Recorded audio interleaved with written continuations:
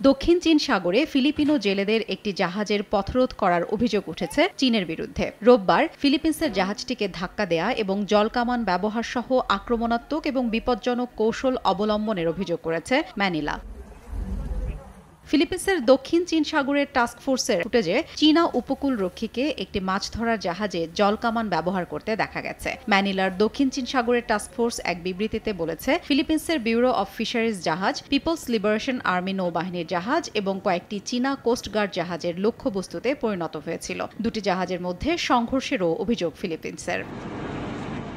তবে চীনা কোস্টগার্ডের দাবি, তারা ফিলিপিন্সের জাহাজের বিরুদ্ধে নিয়ন্ত্রণ ব্যবস্থা নিয়েছিল। তাদের দাবি, জাহাজটি স্প্রাটলি দ্বীপের সাবিনা শোলের কাছে অবৈধভাবে প্রবেশ করেছিল এবং বারবার বিপজ্জনকভাবে চীনা জাহাজের কাছে আসার কারণে তারা জলকামান ব্যবহার করতে বাধ্য হয়। ফিলিপিন্সের জাহাজটির বিরুদ্ধে সতর্ক সংকেত না মানারও অভিযোগ চীনের। একই সঙ্গে এ ঘটনার জন্য সব দায় ফিলিপিন্সের বলেও এক বিবৃতিতে জানায় চীন।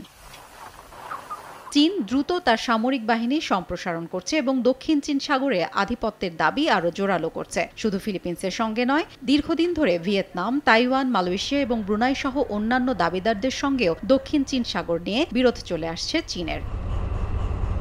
হাফসাতুন্নেসা, সময় সংবাদ।